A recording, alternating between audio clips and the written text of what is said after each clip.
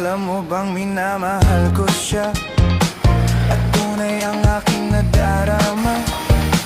Kahit ako'y namumukhang tanga, ay ayos lang basta kasama siya. Kahit sabihin pa ng iba, nababaliw na akong talaga.